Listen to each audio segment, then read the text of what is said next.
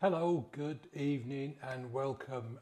My name is Paul, and as you probably know by now, I help people who are struggling with alcohol to get sober, stay sober, and basically take back control of their lives. And tonight, given that it's Saturday, I thought I'd come up with a list of what have I got? 10 things that are fun to do sober. Hi, Sarah. And I've got a drink tonight, which is one of the things you can do sober is you have the privilege and the pleasure of trying out new non-alcoholic stuff to drink. And tonight I've got a slur, red grape, and it's how to be this full of sparkle. Simple, really. Red grapes, a classic recipe, and ta-da! You've got a juicy drink ready to party. Yeah, it's grape juice with carbonated water, and it does have a unique taste. I'm not sure whether I'd stick with it, but I thought I'd give it a go. Anyway, cheers.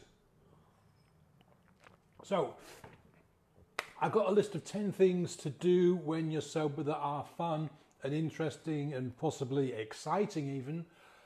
Now, this is my list. And if you don't like it, that's fine. Guess what? You don't need permission to make your own list. Get a bit of paper and just make a list of things that maybe you've not tried before, or you did when you was a kid, or your friends have suggested, or things that you used to do when you'd had a few drinks. Now go and try them sober. And actually, I've got a few things on here on my list that I've done when I've had one or two in the past. And they've been hilarious, but obviously you do stupid things when you're drunk. But some of this stuff you could do, I've actually done sober a couple of times as well, and they've actually been more funny and more interesting. Anyway, so here goes my top 10, and as in sort of classic tradition, I'm going to do them in reverse order. So number 10 I've put is driving. Now, driving is not my favourite thing. I'm not a petrol head. You know, for me, a car gets you from A to B and back again. In fact, for 6-ish of the last 7 years, I didn't have a car. I just bothered to, you know, cycle or walk to work or get a bus when it was really bad. And then whenever I was going in to see a friend, I just hop on a train. But given that I'm now in business and a bit more mobile, I've got a car, and it's convertible, which is great when the weather's out. In the winter, it's just like any other car. But yeah, the thing is, when you're drunk, you've got to, or when you're drinking rather, when you're drinking, you've got to think, you know, when did I last have a drink? Am I still over the influence? Am I still safe to drive? And if you're a real idiot, you don't even think of any of those things. You just jump in your car and off you go, and God knows what could happen. But when you're sober, it could be 3 o'clock in the morning and you want to get up and go and have a drive in the countryside. You can get up, get dressed, jump in a car, and away you go. It's entirely your choice. And if you do love driving, especially in the summertime, you know, you do get up early Sunday morning and you go in the countryside and you can have a really, really nice drive. I said I'm not a petrol head, but you know, sometimes you get up and you've got to go somewhere and you take the country roads and it can be really nice and fun, and you know, you get to see things and just drive. It's fun. Okay, number 9. This is the kind of thing I love doing, because I'm a photographer in my spare time, and I've been a photographer since I was about, I don't know, 13 or 14, and I love taking pictures mainly of people, but you know, I do buildings and odds and sods and animals and things. So sightseeing is number 9. Just before you think, oh, sightseeing, we're talking about going on vacation, I haven't got any money to go on vacation, all that kind of stuff. Let me ask you a question. How well do you know your own town, your own city, your own county or state if you're in the United States? When was the last time you went out for an afternoon or a day discovering where you live? Yeah? Get out, go for a walk, get on a bus, get in your car, take a camera or take your phone and just go walk about. Have a look on Google if there's any sort of, what you'd call them, areas of interest that are within half an hour or an hour of where you live. Go and discover something. Take a friend, take a group of friends. In fact, linked with one of these things, meetup groups. There's lots and lots of meetup groups of people that want to go walking or go exploring, going doing stuff. You probably find at least 1 or 2 or 3, depending on where you are, in your area, It's a great way to meet people and go and have some fun and, you know, go and do something new. Number 8, and now I know you're going to ask me, why on earth is this on the list of things to do sober? Because we all go sober. Well, not exactly. Going to the movies, going to the cinema. I have been guilty in the past, a long time ago, of having a few drinks because I've got to go to see a film with my ex-wife or with friends that I didn't really want to go and see. I've got to admit that I used to be a really selfish person for a lot of my life. And if it didn't suit me, if I wasn't interested, if I wasn't in the mood, I would just get really moody and really annoying. And the only way to get around that was to give me a few drinks and I'd go along and I would just sit there in the cinema and probably just like fall asleep or just, doze and look around. I actually went a few years ago with my 3 boys to see the movie Avatar when it first came out in 3D, and it was the most amazing experience I've ever had. Not just because of the movie and it was 3D and everything, but it was the first time I've been out to the cinema with my kids, and they really enjoyed it. I really enjoyed it, and afterwards we went to get something to eat, and we were just really buzzing, and the kids, were chatting about it and how they liked it and what the best bit was and all that kind of thing. And it was really fun. I was kind of a bit not daunted, that's the wrong word. I was a bit doubtful that I was going to have a good time. But I surprised myself and the kids surprised ourselves by just having a really, really nice boys' night out, as it were. And it was really good. I didn't have a drink at all. And in fact, it didn't even occur to me to have a drink because I was having so much fun. It was that good. And, being sober and out with your kids and out with friends doesn't have to be boring. There's so much talk in the groups about, oh, what am I going to do now that I'm sober? Life is so boring. Bollocks, yeah? Life is what you make. If you want to have a good time, get out and have a good time. You don't need the booze to do that. Moving on. Now, if you're as old as me or close to it, you'll have heard of the game of Twister, which was basically a big sort of plastic sheet with lots of numbers on there. And I can't remember, you'd have like a card or something, but basically you sort of like 3 or 4 of you joined in and you had to sort of try and touch colours or numbers that matched, yeah? And it was a scream, it was a real hoot.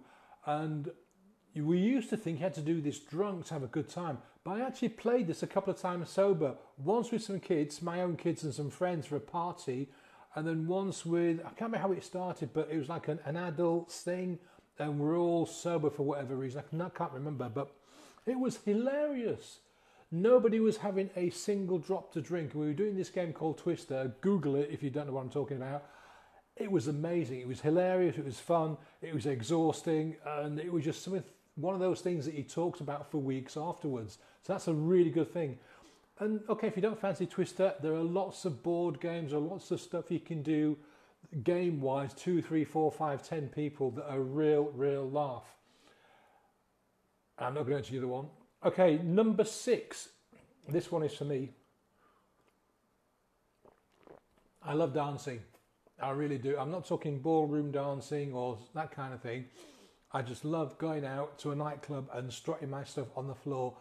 And yeah, I know I'm old, and yes, I shouldn't be going to nightclubs. I should have my Zimmer frame and all that kind of thing. Don't care.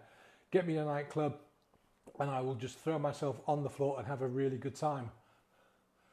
Thank you. And yeah, go do it. Get a bunch of friends together. Go to a nightclub. If you're really going to be like, well, I'm not really sure, go early. I mean, a lot of clubs open at 9 o'clock and they're empty for 2 hours, so the pub's shut out. So go early and just try it. Go to a club, a bunch of you, stone cold sober, have some, non-alcoholic drinks, and just get on the floor and boogie down and do your thing. Do the Saturday night fever, I can't do the high voice. But again, just do it. It's fun. And it's something that you will talk about for ages because you don't need the booze to have the fun. Next one, number 5. Go learn a new skill. And I think this is really important for a number of reasons. First of all, when you're sober, your brain starts to recover from all the garbage you've put in, and the prefrontal cortex starts to repair itself and all that kind of stuff. you will find yourself starving for new input, for new creativity, for new things to learn. Go and learn stuff. Now, I'm biased. I love photography. Go and do a photography course at your local college. Go and ask someone. Go and join local photography club. It doesn't cost a fortune. You can start off with your camera, your camera phone, or you can buy really, really cheap cameras these days. Go out, start taking pictures. You'll love it. And you know, you can take pictures of anything. Yeah. And the more you get into it, the more you'll become engrossed in the technical side, the creative side, the friendship side of photography. It's absolutely brilliant. Now, if you don't fancy photography, how about scuba diving or advanced driving skills, or learning to ride a motorbike, or what's that thing that's called now where you bouldering? You know, the inside gyms and sports holes, they have a wall with a grab hole thing, and you put a rope on and you start climbing up. That's an up and coming sport. Bouldering, get fit, have fun, have a laugh, fall down a lot safely. Pick a skill. The local adult centres, local colleges have, you know, things for adults to learn. Ask around what is going on, what is new in your area, you know, or set something up. If there's nothing going on, create something. I talked about meetup earlier, meetup groups. Set one up, have some fun. Okay, this next one, and there's the one that I'm missing out on here, is get a dog. Yeah. Now, I'm not saying this lightly, because a dog is not a toy you get for 6 weeks and put it back again. Okay. Having a dog is a big responsibility. It really, really is. But having a dog will reward you in so many different ways. My dog died earlier this year, and I wasn't able to live with him because he was staying with my boys. Yeah.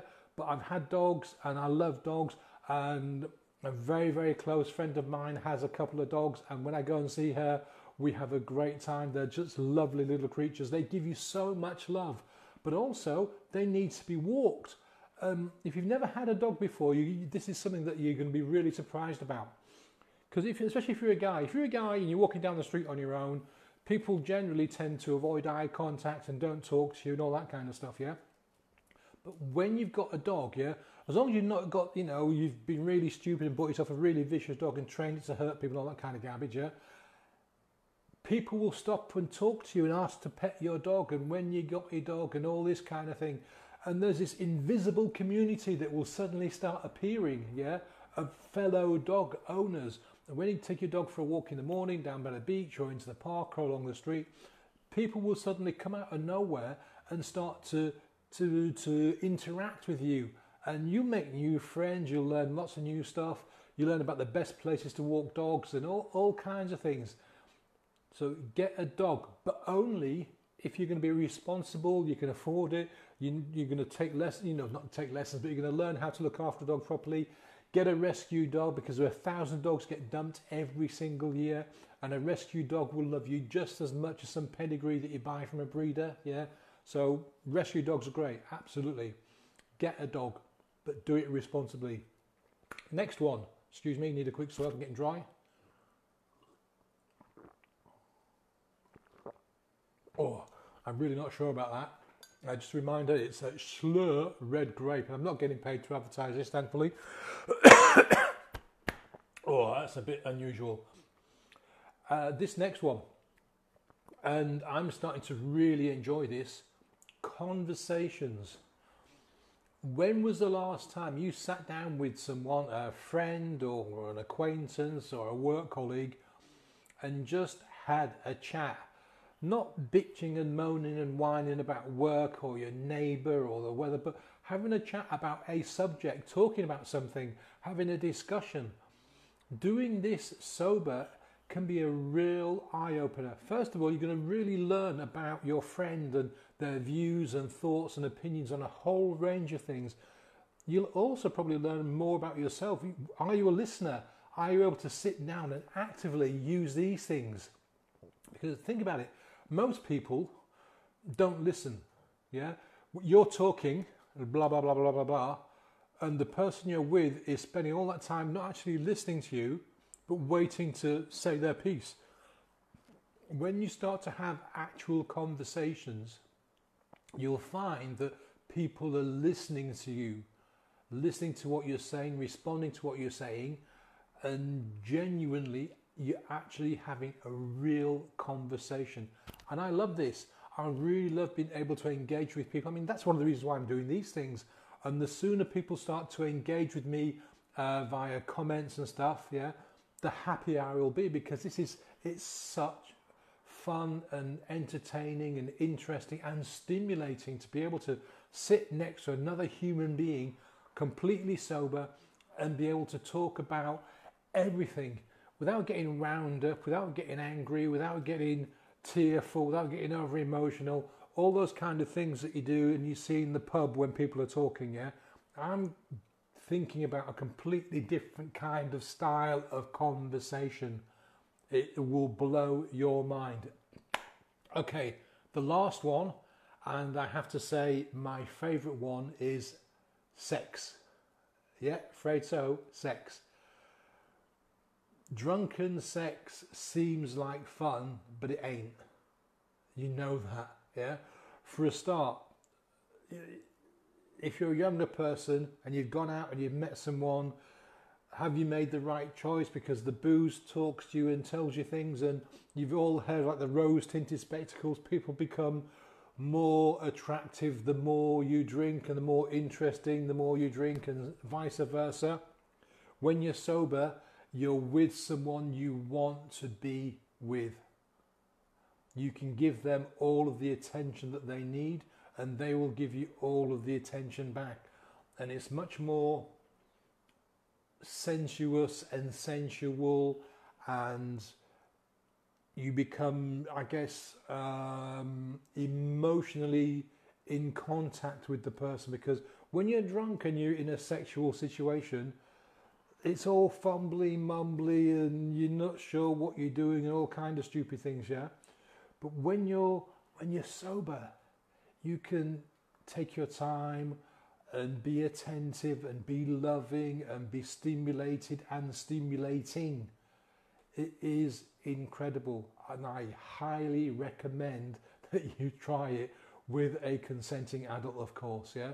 It is absolutely breathtaking, especially with someone that you've developed a bond with. And if you do all the other 9 things that I've talked about, yeah, you're going to meet people. I mean, again, going back to the groups, I see a lot of people saying, oh, I'm all alone, I'm living by myself, and I haven't got this and I haven't got that. What do I do? Life is so tedious, and so on and so forth, yeah? Well, start doing some of these things on the list that I've just created, or make your own list.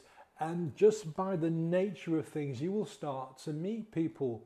And then one day in the not too distant future, you will meet someone who clicks with you and you click with them, and one thing will lead to the other. And you could become, social friends or something more. But that will only happen if you change who you are by getting sober and staying sober, and actually making your list of things to try out and going and do them. Yeah, going and do them. That doesn't sound right, but you know what I mean. Yeah, make your list, tick one, go do it. Didn't like it, take something else off your list, go do it, and so on and so forth. Yeah, and then make another list and another list and another list. I don't want to hear this excuse, well, Paul, they keep saying that exercise is good for you when you're trying to get sober, and I tried it once and didn't like it. Ain't gonna work. Anything you try just once, yeah, isn't going to work. It's like drinking water.